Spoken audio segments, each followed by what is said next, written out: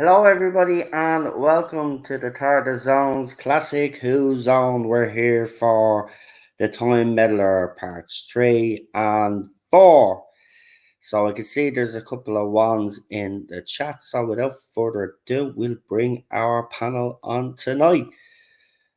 So we'll start with the one and only Problem B. Evening. Evening. Next, we've got Real Super Doctor. Good evening.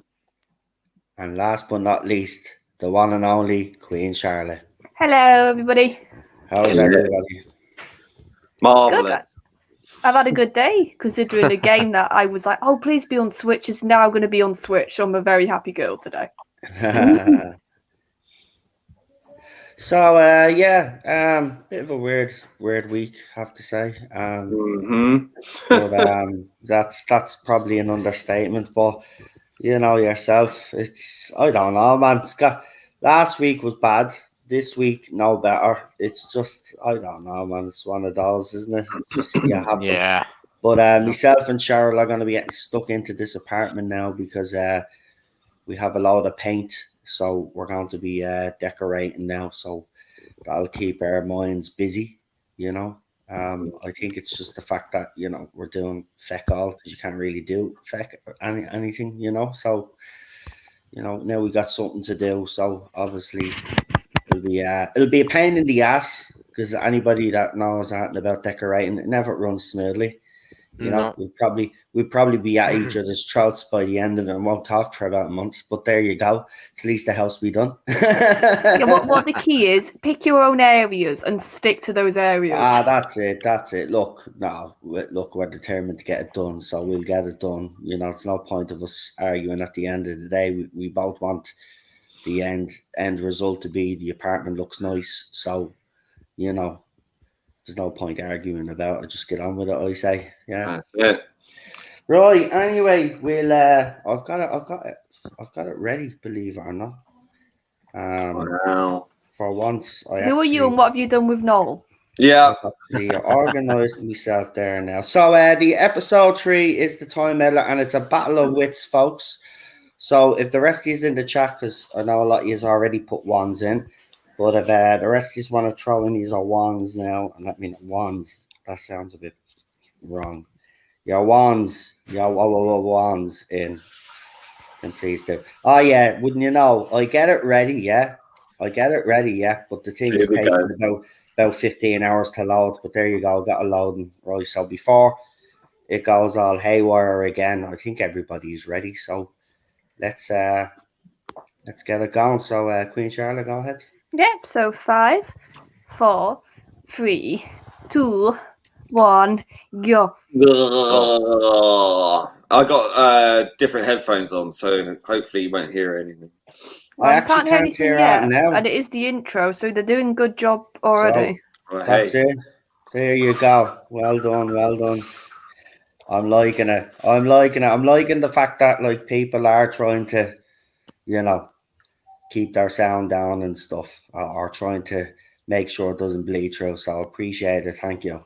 No worries.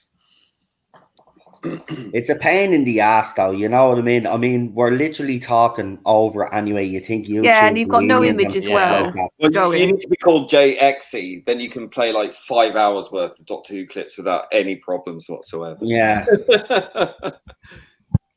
He probably won't be allowed to do it again, but he did. Yeah. Unlike Mr. Turgid, who can't get away with it for some reason. I don't know why. Maybe because he's interminable. I can say what I like now. I've been banned. I'm cancelled. Woo.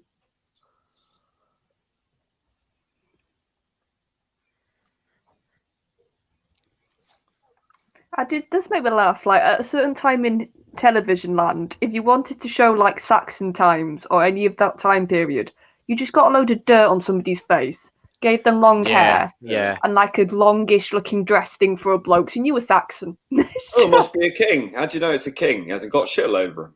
Yeah. He's the clean one. That's how we know he's leader.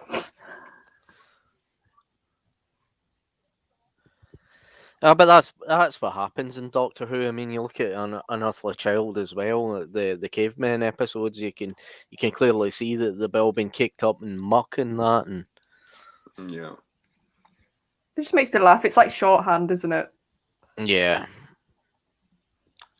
Although the peasants in this have got, the most upper class crisp Oh, of course. Even the woman. received pronunciation. Even what's her name? I forgot the woman's name, but even she's posh. Yeah.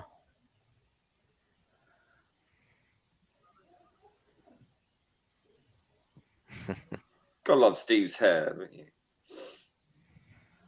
I like Steve, and I usually don't like personalities like him, but I do for some reason. Soft spot. Yeah, because I really don't like. Is it Ben? And he's got a similar sort of question everything, be a bit cocky attitude. But I don't like Ben. Yeah. But I like Stephen in this story. Ben's a bit of a handful. Sorry about that. It's just Cheryl's Well, don't do it again. Cheryl's dog's anniversary is Oh, bless. Oh, is that today? So Well, send our love. Yeah. So I was just talking to her there. So she might be in and out. So if I do disappear, just keep talking. No worries.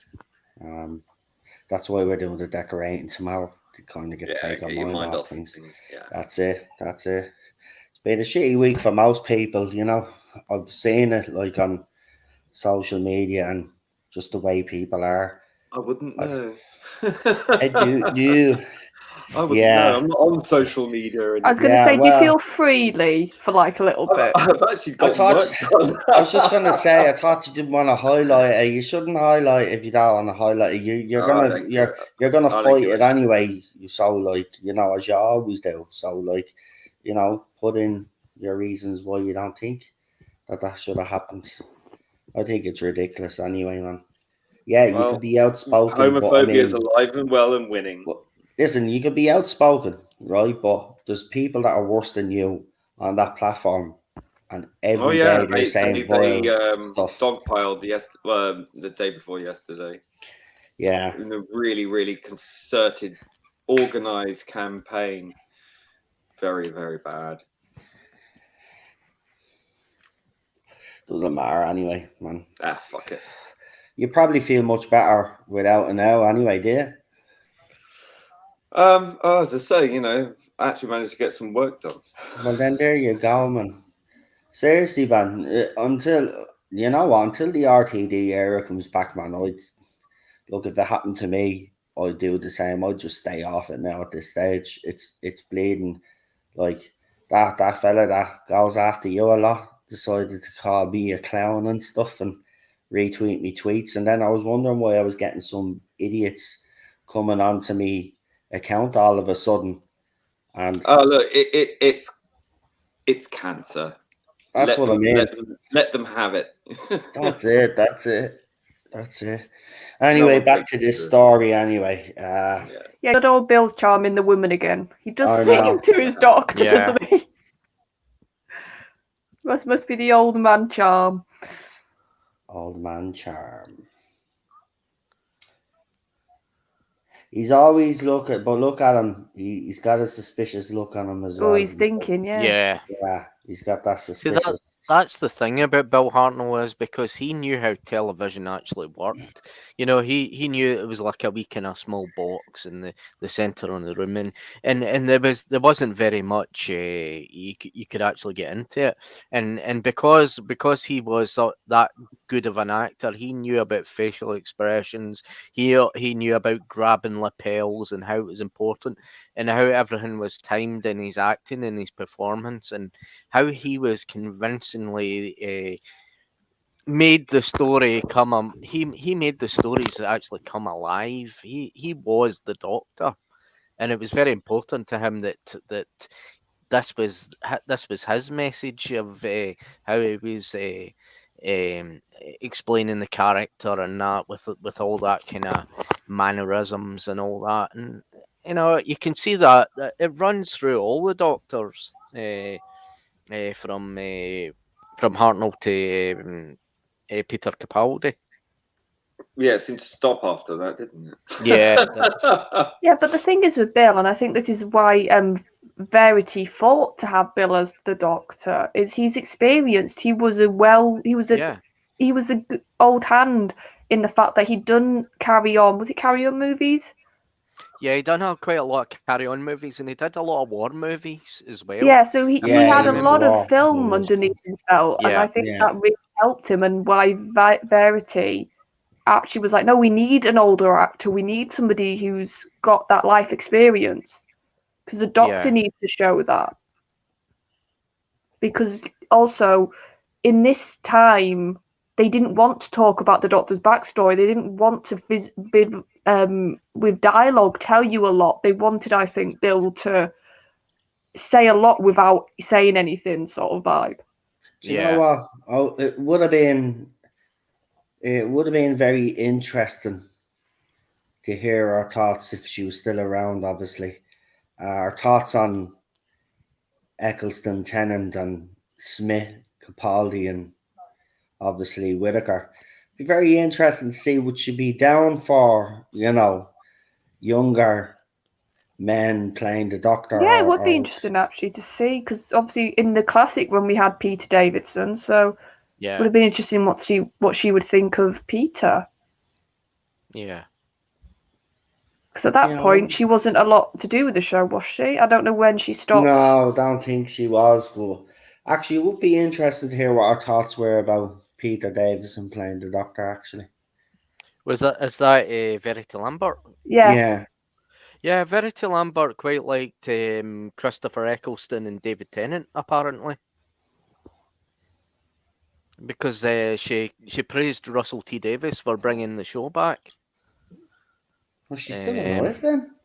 No, she died in 2007. Yeah, but she would have been alive for the first. She would have been alive of New Who. New Who. Yeah, the start of New Who. God, imagine her face when she must have seen that news. Imagine, I would have loved to have been in the room when she first saw it. Just the fact that Doctor Who was coming back. Yeah. Thank goodness she wasn't around to see the casting of Jodie Whittaker. Oh, she was actually trying. Well, hold on. Here's the weird thing. She died. Yeah. She died November 22nd. Wow. When's the anniversary date? Isn't that like a couple of days before? 23rd is the 23rd's the next day. Oh, that's spooky. Wow. Yeah, 2007. So you're right. She would have seen Eccleston and the start of David Tennant's. Oh, that's nice. You got to see the show come back. Oh, yes, but she wasn't one for a lot of public interviews, was she? No. And she died at age 71, so she was still pretty very young.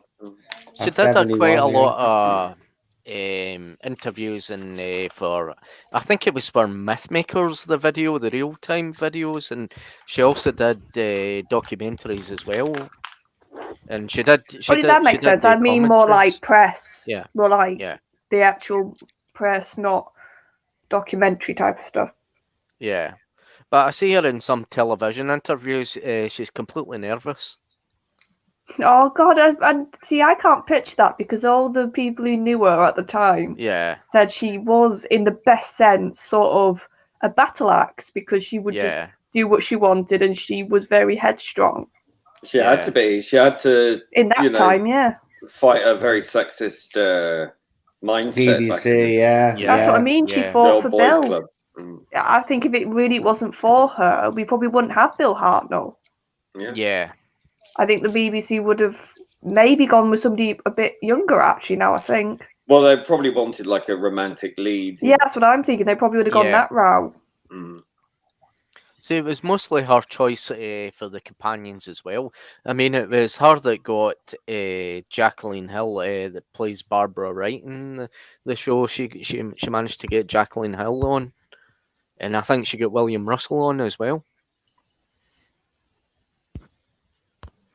Yeah, because this story, it is odd because obviously this story we're watching is the first one after Barbara and Ian leave. Yeah. And it does make a difference, doesn't it? When you watch this, and it is almost like something's missing in the chemistry, because obviously Vicky's still brilliant, but Steve's just come in and you don't have the dynamic that we've had for 2 series. Yeah. But you can see the dynamic building up in this. I mean, Stephen's getting used to the Doctor's adventures, and he's quite reveling in it as well. At this yeah, point, like he very much goes from the. I like the beginning of this story when when the Doctor's having to prove to him that the TARDIS does travel in time, and you sort of see him by the end of it, he's fully invested and wants to carry on traveling. Yeah, it's the classic. I love the office biro there. And the protractor as well. Yeah. It's a classic moment when the companion sees the TARDIS for the first time. It's it's bigger in the inside and it is an outside and all that. But I like Stephen's entrance because it's like the Vicky and Doctor are talking, and then you just hear a banging, and he just comes in like half battered, looking like he's hardly with it, and he's just sort of like, oh, and then he comes to, and he's like. And then he's fighting almost the fact that the TARDIS is the TARDIS. Yeah. See, did you see the episode, the story before? When Stephen arrived on the scene, he was escaping from the mechanoid city. So when we actually see him, he's coming through the doors of the interior doors of the TARDIS, and that's when the Doctor tries to capture him, thinking it's a Dalek or something. I watched the whole thing today, Lee, before we streamed. So I watched parts 1, 2, 3, and 4. Did you watch that story with the mechanoids? That's the chase, wasn't it? The one before this. It's the chase, yes. No, I think we skipped that.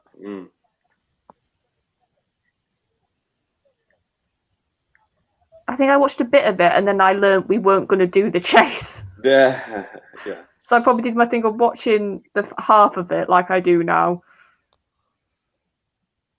And then it came Time Meddler. So I was like, oh, we're not doing the chase then.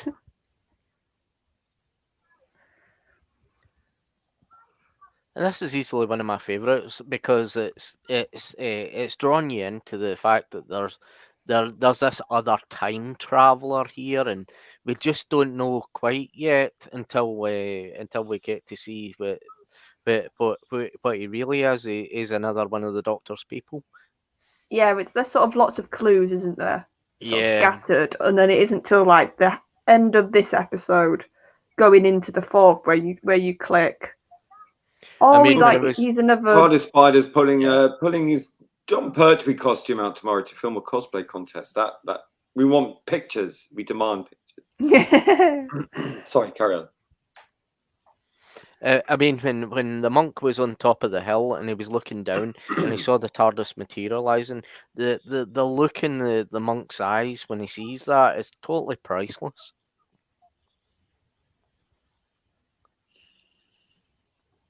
Yeah, and even when you do discover his motives, he's not like an evil person, really. He's not.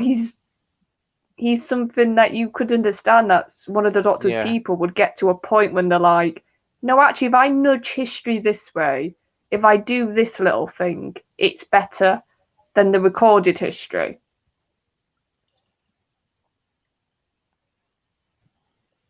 I mean, he's an unusual character compared to the Rani or the Master. Yeah, he's completely in that different. respect. Well, the Master is like generally very evil, you know. The Rani's more your sort of mad scientist. He's who just bonkers, doesn't care about anything or anyone else. And then you've got the meddling monk who's just kind of misguided, you know. Yeah, that's a good word for him. So there is some ego there, but that doesn't make him a villain. Like I said, I just think that'd be a natural ego you would get from being a Time Lord. Yeah. And even in the Daleks' master plan, he couldn't quite side by the Daleks at all. I mean, and even that Stephen couldn't trust them as well at that point. And I think he get tied up and put in a sarcophagus by the Doctor. Oh, you got a problem. Looks like you're going to get some pictures. He's just said, with help from the kids, no problem.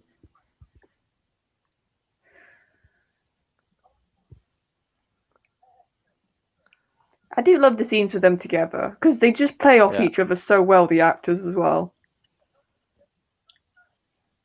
It's like Barb smiles, and the Doctor's trying to work him out, and the monk's trying to work the Doctor out. And then when the Doctor does click what he's doing, he's really angry at him. Because it's very much two conflicting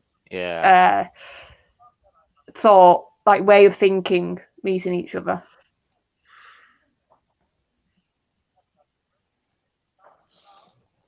I think actually the Bill Hartnell liked this story because he liked the fact that he was playing against a kind of opposite, when of his own people, because like an equal in some senses. Yeah. And there was another thing. Bill Hartnell had a suggestion of the son of Doctor Who, because he wanted the Doctor's son to appear. Yeah, I love Bill, but I think that wasn't a good idea of his. No, not really. I think Bill rocks the habit. Oh yeah. Yep.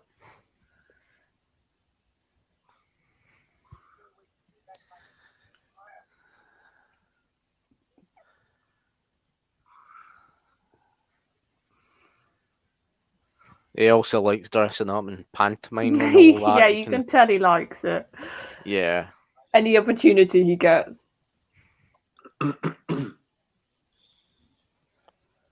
Because kind of after Doctor Who, he kind of done a lot of pantomime acting as well.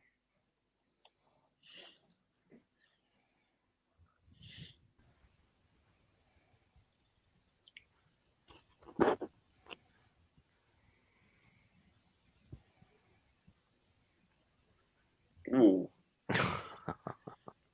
It's just a bit of wood. Yeah, a bit of balsa wood. but he acts being hit quite very well. Yeah. Yeah.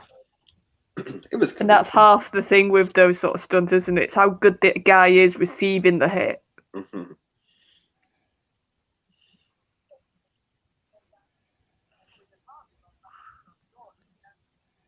You know, the most amazing thing is about the production team and the sets and all that. They were very creative, and they worked so hard to make something with the very little budget they had allocated to each and every single episode of Doctor Who in the 60s. They hit the creativity and the talent is just completely out there.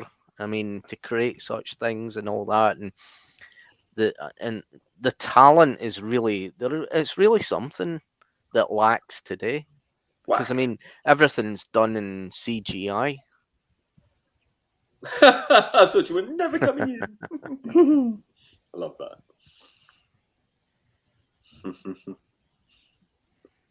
Never think for once this was a studio.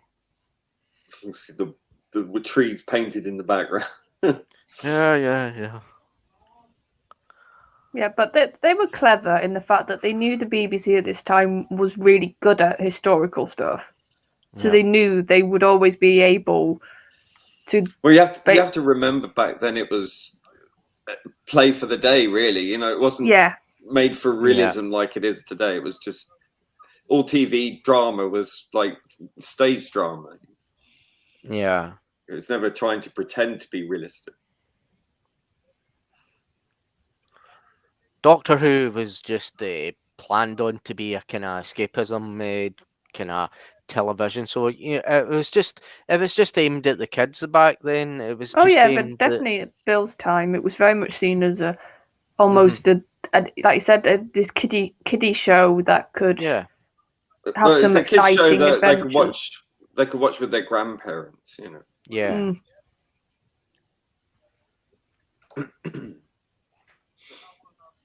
But then saying that, it's like we know that was the mindset, but to be fair, that was the BBC's mindset. I think the creators very much knew they could go beyond some of the boundaries of what was seen as children's television.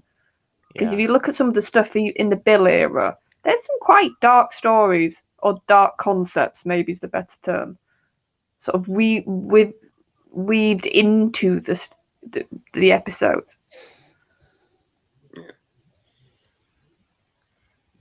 And even though it was viewed in a kind of way, it was a children's show, it really wasn't, because Doctor Who attracted quite the adults as well, and the grandparents and that, and they would sit and watch Doctor Who. I think I remember Sylvester McCoy saying he used to watch it in like student accommodation or whatever when it was on. Yeah, and I think I've heard Colin talk about like being in a flat share when he was in his 20s, and it would, and his flatmates would watch it. Yeah, and I remember my gran saying that it was always on in the pub, because the television in the pub, Doctor Who was on, and she would be watching it, and as she was working behind the bar. I can't picture though you've been able to watch a Doctor Who's anything in a bar. Well, or a pub especially.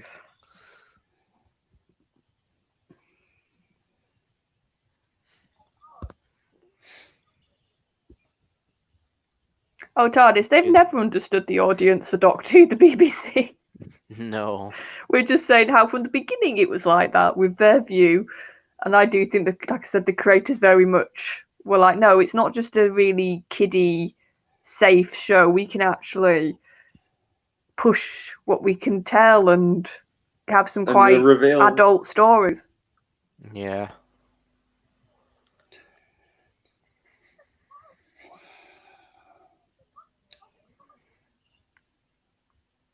Great little reveal that. Love that. Yeah. Yeah, very low down camera, so when it gets pulled up. See, at that point, all TARDISes had roundel walls. I mean, it was nothing that was going to completely change in the TARDISes. Every Time Lord's TARDIS had roundels, and it's not always the case. Well, later on, we found that out. Yeah. I'm trying to think, would the first interior we saw that wasn't roundels, would it be the Master's TARDIS in Classic era? The Master's TARDIS had roundels. I was going to say, I'm trying to remember if his did, I couldn't quite remember. Delgado's had roundels. Yeah. I think there was one instance when the Master's TARDIS was seen inside and it didn't have roundels, but then later it did. And then... Yeah. I think in the Keeper of Track. The Melkor didn't have roundels. Yeah. And then you had the Rani's TARDIS, which didn't have roundels. And of course, Professor Chronotis's TARDIS and Shada didn't have roundels. Yeah. Yeah. So it sounds like something they just sort of phased out gradually. Yeah. It's got to have roundels. I think from now on, TARDIS and must have roundels. Yeah. Hopefully. Yeah. Come on, RTD. That's it. Well, I'm ready. Yeah, same here. Whenever, I'm ready. So in the chat, if you could press your wands. Press your wands, please. Yeah, because I hate to be like the person saying this, but technically Jodie's sort of does have roundels, because that's what the sort of steampunk design is supposed to be a bit. You have a point. You do have a point, I have to say. But it's just a very badly designed interior, so you can't tell that they're supposed to be roundels. Hello, Chris. Chris Persia in the chat. Hello, Chrissy. It's very kind of clockwork in a way. Yeah, that's what I mean. It's like steampunky, so it's like they're trying to have that idea, but it looks like something so different you don't register what they're trying to do. It just looks fucking awful. Yes, it does look Well, not anymore because it's been demolished.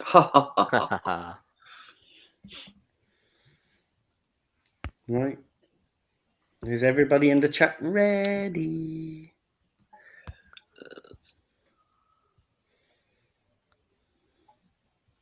They're ready. Right, Charlotte, if you want to go ahead there. Yeah, yep. So 5, 4, 3, 2, 1, go. Gah, God. We are off. We got lift off. gah, gah, gah.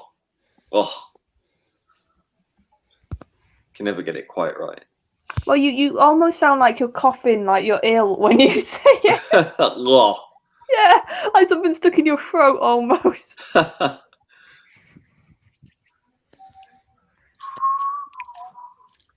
Hey, I started doing it like once or twice by accident, and then I said it normal, and people were like, "No, you got to say it how you did before." So I didn't even plan it. So there's no way you'll be able to do it. It's a different musculature. Oh, it's just from when I was a kid, and I would do sometimes weird voices. Checkmate.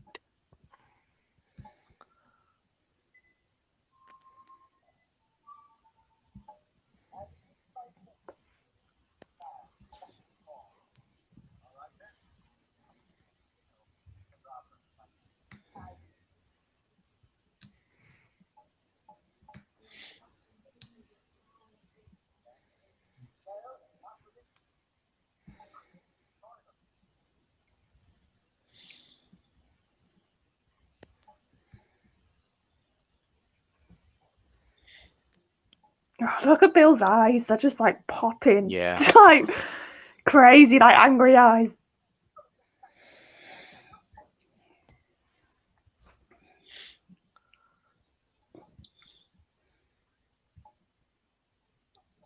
I actually like the monk's TARDIS. Well, it's not that different, really, is it? No, it's not. Obviously, there's a few more, like the statues you can see now, and a few more sort of home comfort almost things. It's all these little treasures. Yeah. Neutron bombs. I think if I had a TARDIS, I think that would be my kind of TARDIS with all the stuff in it and that. Yeah. Well, you'd have the space, wouldn't you? Yeah. I'd probably have a weirdly clean TARDIS because I'm not one to like to hoard things.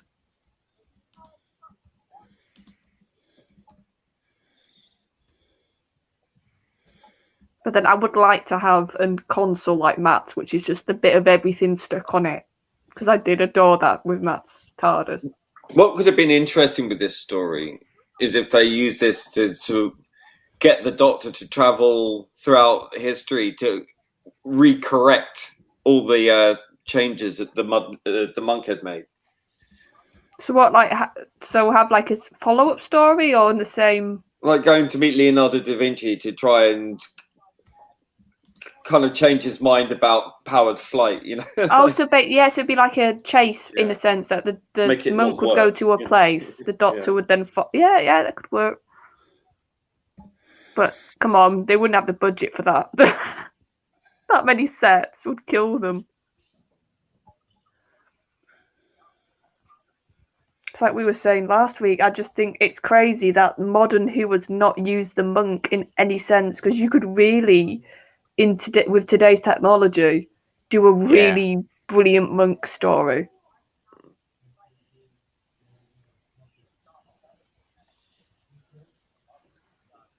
But now they'd probably cast the monk as a woman or something like that. Well, Big Finish, it's the monk's now a nun.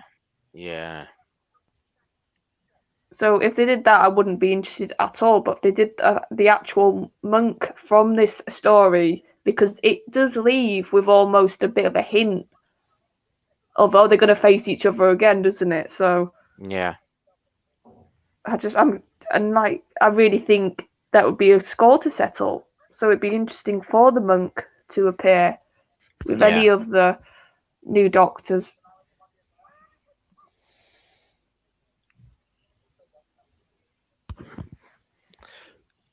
But imagine him playing beside Tom Baker. I mean, that would have been interesting.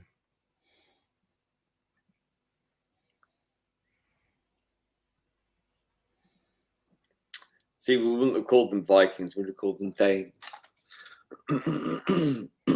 That's what we call them nowadays, yeah. Is it now offensive to call them Vikings? Like, culturally not Viking-phobia. appropriate or something?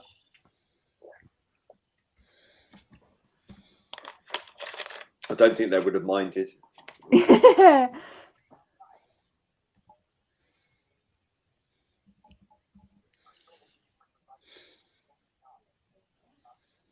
I think they were. I think they called themselves Viking. I just think that they were just more commonly known by the Saxons as the Danes.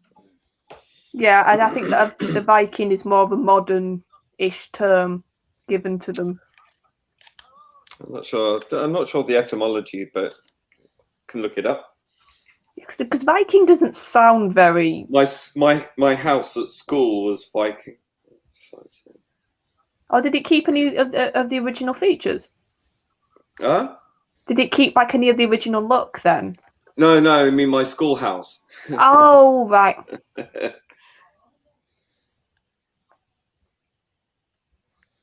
Yeah, because Viking really doesn't sound like Danish, does it? No, it comes from Old Norse. So, Vikinger. Old Norse, I'm whatever. Viking, or it's got Viking R for some reason. Right, so there is a good chunk of the word that we've obviously translated to be Viking. So Vikings is the modern name given to a seafaring people primarily from Scandinavia. So there you are, you're quite correct. Etymology is uncertain. In the Middle Ages, it came to mean Scandinavian pirate or raider. The Anglo-Saxons regarded the word Viking as synonymous with pirate. So that's what it meant, pirate. And several Old English sources, Viking is translated into the Latin pirata, pirate. There you go.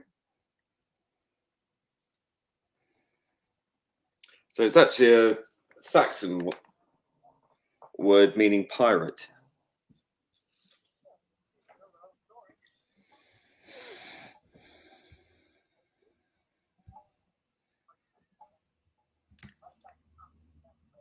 But Old English was very similar to that language anyway. It's all Germanic. Oh, our language is just hobble, like everything's stuck from one bit of the world to this bit of the world, yeah. Well, yeah, English is basically German with a bit of French and a bit of Latin. Yeah, it's like the ultimate hybrid language.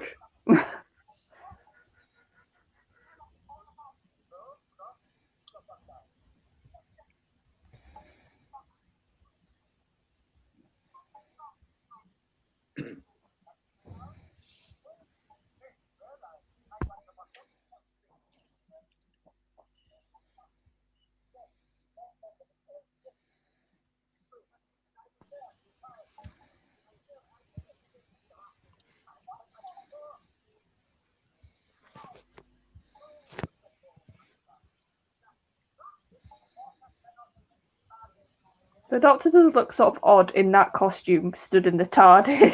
Mm-hmm.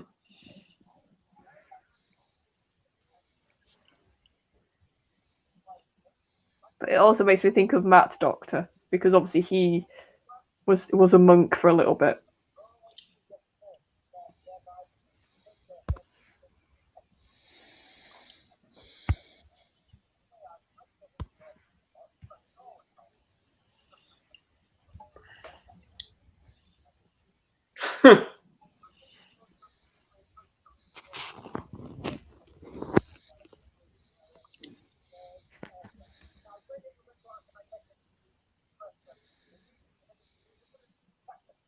I love the way he sort of evades all that, you know.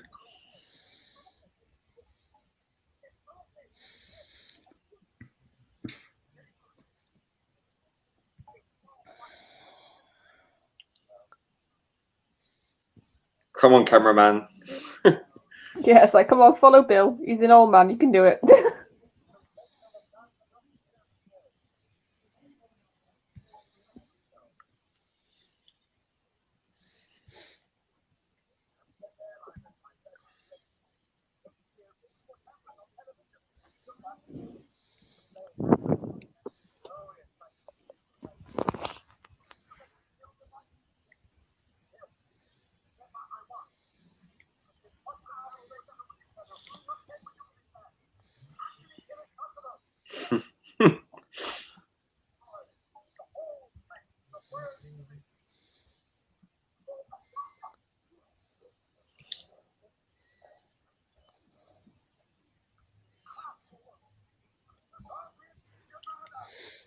I can hear something.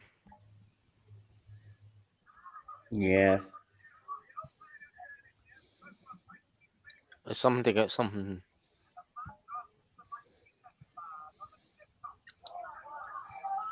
Oh yeah, maybe somebody turn the volume down a bit because mine's muted. Mine's muted.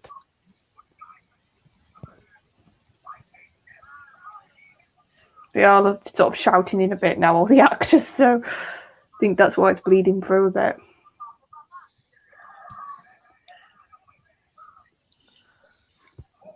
I actually noticed by one of the roundels it's got masking tape in it, in amongst TARDIS.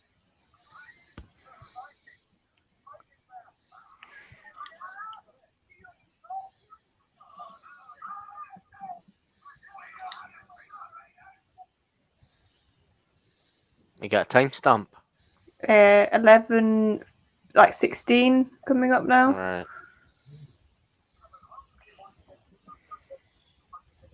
So the version I've managed to find hasn't got adverts, so I can actually give a proper timestamp one. If you've got adverts, you need ad blocker. Yeah, but that means I'm going to have to use tech, and you know what I'm like, Lee? It's very easy. Just go to your download browser Opera. and go to Opera your browser. preferences and add a add-on. Yeah. Ad block. And install it on your browser, and boom, Bob's your uncle. Yeah. It's interesting because the Opera browser's got it already installed. Yeah, I still have never used Opera yet, even though it's installed. I just have to actually physically use the thing. Yeah.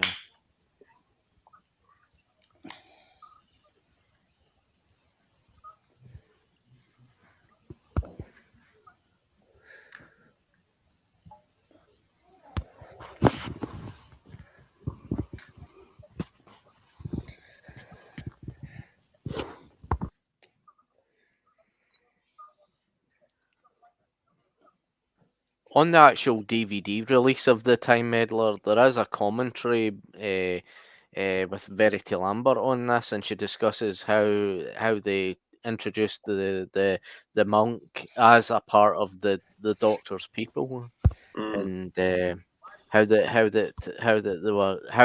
brought this about, and it is quite interesting if you can listen to it. Yeah, it's quite interesting that this soon they brought another one of his people in. But like I said, they're so clever, they don't reveal too much. Yeah. You just because you just sort of turn to the camera and his eyes doing his eye thing and his fingers pressed together. He's not telling anyone any information. No, and saying yes, he is for my people. Yeah, and the Doctor's obviously not giving a whole. Oh, this is da-da-da, who was in the academy with me, and da-da-da-da-da. Yeah. See, that's the gimmick of Doctor Who. Is the whole purpose of the program is that we must not know too much about the character. We have to have that level of mystery and enigma, and it's got to kind of carry on. It's got to be the storytelling that is most important. The talent of the writer to kind of write something up. Yeah, and of course, I do think if you have to have a recurring character, it's good to leave a good lot of mystery at the beginning, because when they turn up again, if you give a tiny bit more detail, but at least you've got people interested then think, oh, I wonder who this monk is and like what's his actual relation. Like, did he know the Doctor, or has this their first just coming across each other?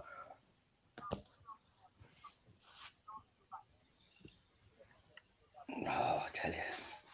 And that's what kind of Stephen Moffat kind of adopted for his era. I mean, he done well with River Song, although River Song was just too. Yeah, the problem with River Song's story was he dragged it out too much. Yeah, it was an interesting story. It should have been condensed a lot more than what it was, but he dragged it out because she was so popular, And I mean, the way she was introduced, he was always going to have a problem to try and explain her timeline, because we know that she knew the Doctor, but obviously, we didn't know how. And then she ended up dying. So that's where he had to work from. So he had to work backwards, basically. Because I think his core concept with River is really good, because I've heard him talk about it when he said he always found it odd in Classic and other sort of new Doctor Who in general, that the Doctor would always meet people in the right order. And he said the Doctor's a time traveller. If anything, that should be a rare occurrence. If you meet somebody in the sort of perfect order, it should be all over the place. So that's where the core concept of River came from. And I do agree with that. That's a brilliant idea. But I think I honestly think maybe River would have been better if she didn't have the personal link with the Doctor. She was just somebody who happened to come across him in the wrong order. Lee Halford says she never met Jodie, thank God. But I was just thinking, when you wrote that up, I would actually love her to come in, because remember, she's the Doctor's wife, and they all think that she's going to get off with Yaz. Imagine if River comes back and the Doctor realizes that she's still attracted to River. So imagine Yaz's face. That'd be interesting. Like she walked in, like "Hello, sweetie," and then Yaz's face. That would be funny. Well, but Carlsberg don't do dreams, Riverback, didn't they? I would not be surprised if River was in the 60th. I would not be surprised.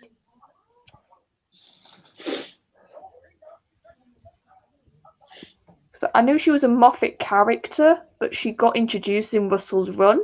So I can see Russell maybe possibly thinking he could have a go at writing her.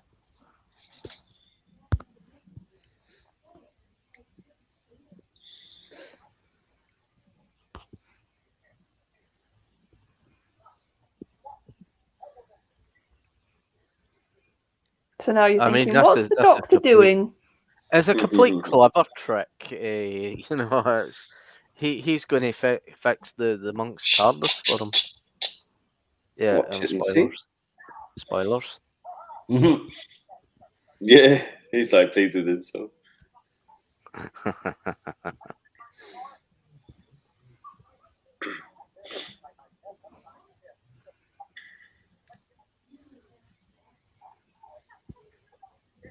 I think, honestly, this is the first time, unless I'm wrong, you've really seen somebody get under the Doctor's skin in this way. Like, obviously, he's been angry before, and he's not liked people before. But I think it's because it's one of his own people, and it is that you can tell, especially Bill's incarnation, really wants to protect history, really doesn't want any changes of any major magnitude happening. So the monk is basically doing what he thinks is the most horrible, vile thing you could do.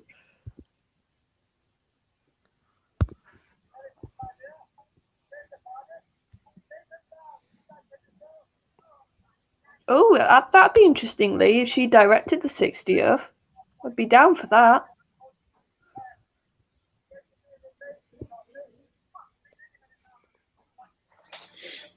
Or maybe if they do a series of specials, she gets one.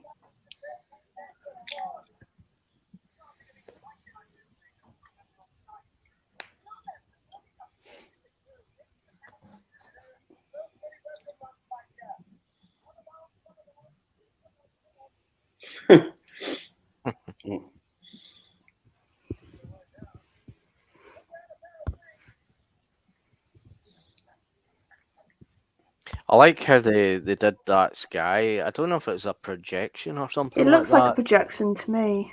Yeah. Because it's moving as well. I'm getting too old for this sort of thing. The classic overused trope line.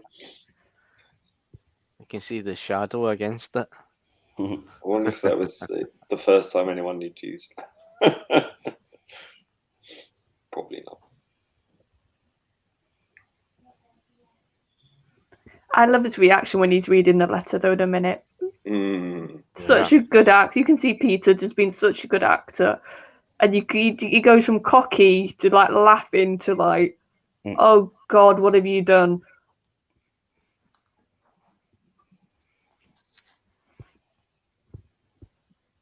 I like the way he looks to the envelope. Is there anything else?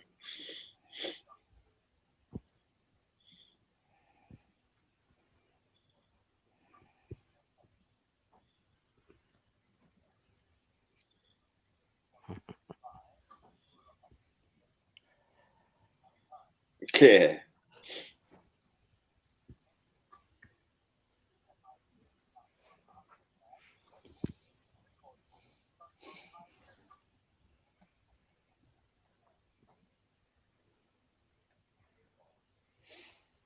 A Mark IV. Yeah, because we didn't know the TARDIS's mark at this point, did we? The Doctor's. Maybe it's Mark IV of a Type 50 or something. Yeah. Well, I always got the impression like they just was Mark 1, 2, 3, 4 up until God knows how many. Yeah, but then if his is a 4 and the Doctor's is a 40. Yeah. Well, yeah, and yeah, that's true because it's sort of talked about as it being an antique, isn't it? Even in classic. Yeah. Yeah.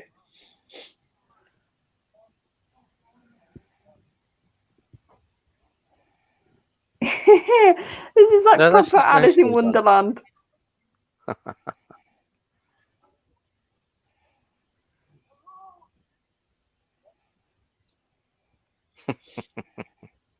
Not a good year to be stuck in there. No, and it's the perfect punishment. It so is. It's like you've spent all this time meddling. Now you're going to be stuck in this time period. In like this old monastery that's falling apart.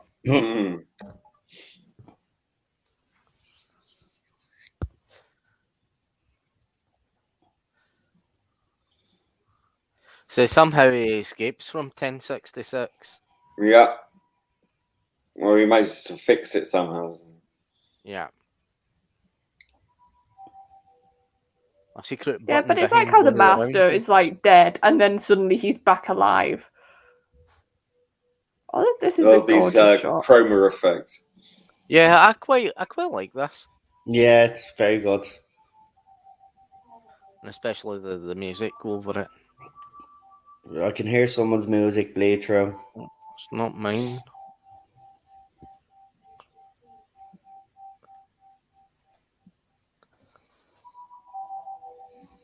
Uh-oh.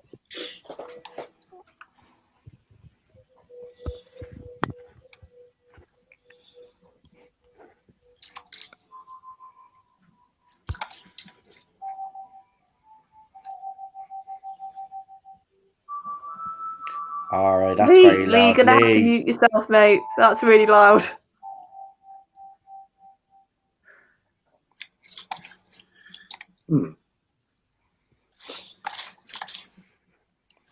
Anyway, that was it's good. It's a little story actually. I like that. I think we've only done it twice.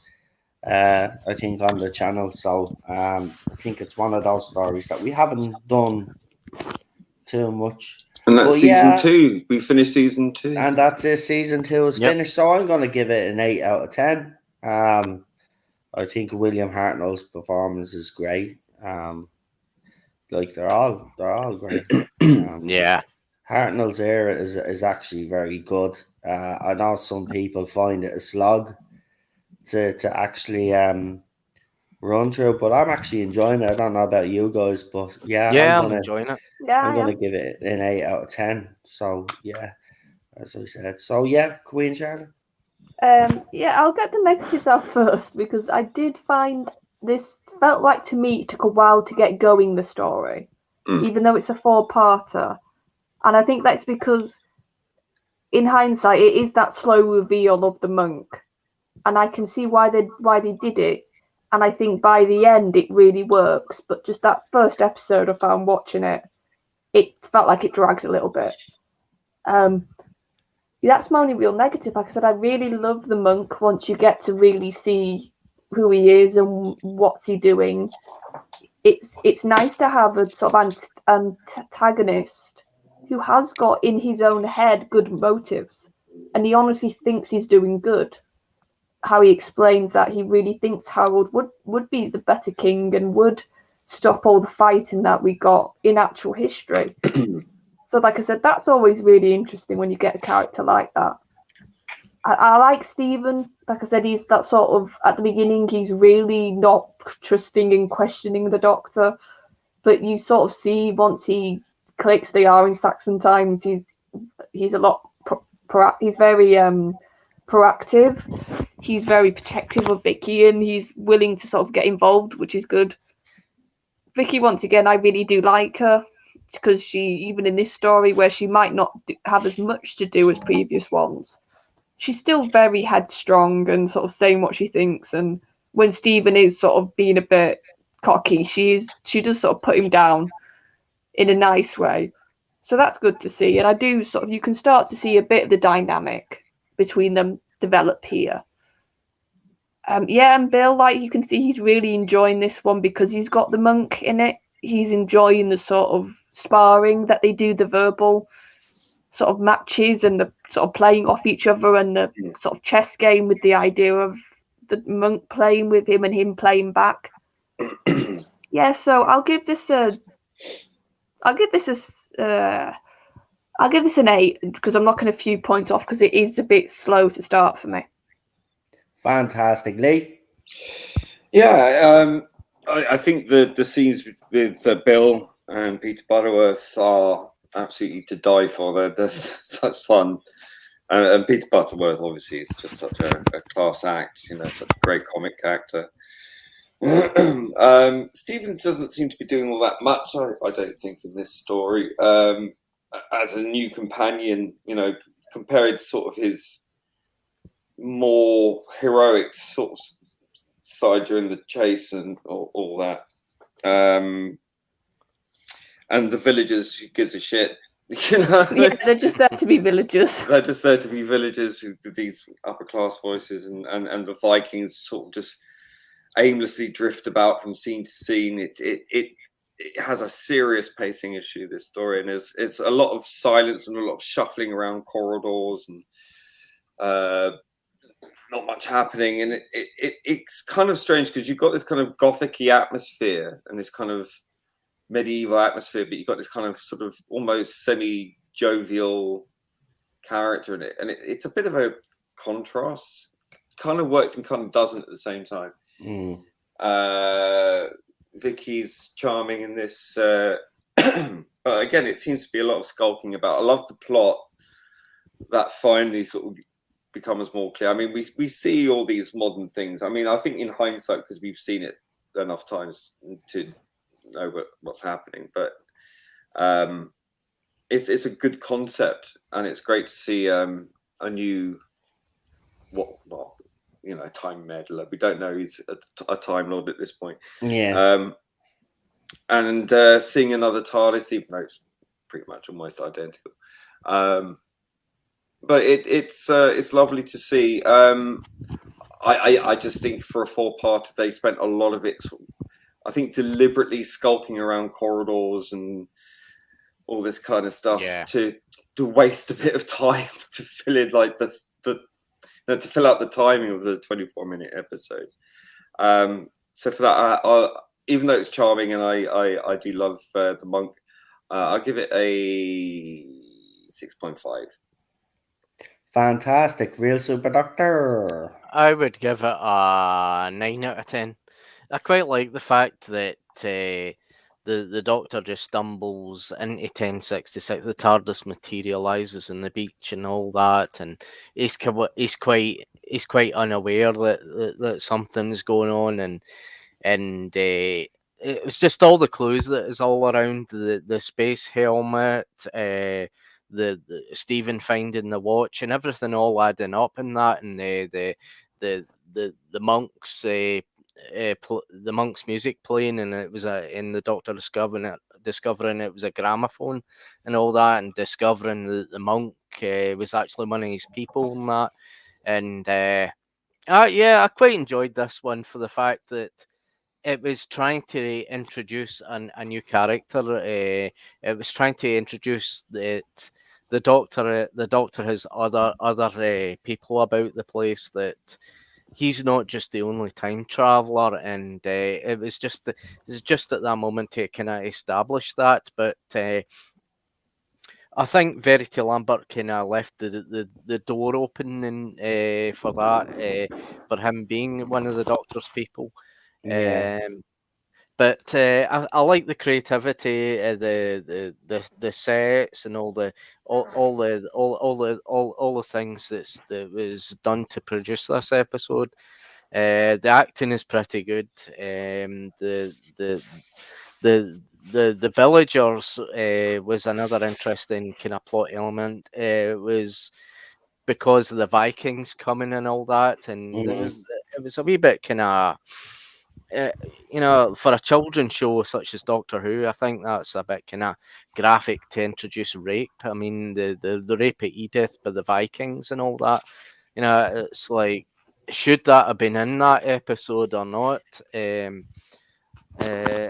a very controversial episode as well, and wee bits like that in it, and it's very grown up, and the humour in it is well timed between Peter Butterworth and William Hartnell. I think that's quite good. I'll give it a 9 out of 10. Fantastic. Guys, do you want to do your social media shout outs? Yeah, I'll go first because I'm not on Twitter. But you'll see me obviously here for watch-alongs and other streams randomly. And then on Type 40, we are back for our live streams on Thursday next week.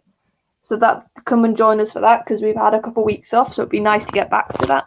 And then you'll also hear me on the podcast for Type 40. Fantastic. Real Super Doctor. I've got a Twitter account under Real Super Doctor, and I've got a YouTube account under Real Super Doctor. Fantastic. And Lee, is there? No. Well, there's my channel, Aldred Audio Visual. Fantastic. And tomorrow's episode is actually the name of the Doctor, folks. We're officially in the specials. So there you go. Yeah, and then we're on the 50th afterwards. That's it. So, right, join us for that tomorrow. So thank you everybody in the chat for joining us. Really appreciate it. Hope you have enjoyed all the chat and Lee's audio bleeding through. That's oh, did it bleed through again? Yeah, we were trying to tell you. Yeah. Oh shit! Sorry, I don't know what happened. So much for these new headphones. Oh yeah, no, for the full encompassing. Oh, never mind. Well, it doesn't matter. Look, it's all good. It's all good. Look, it happens. We're used to it by now. I must have forward on the table. We'll be back tomorrow. Hopefully, he'll have his audio fixed by then. Until then, folks. Good night. Enjoy the rest of your weekend, and we'll see you soon. Bye. See you soon. Bye. Good night.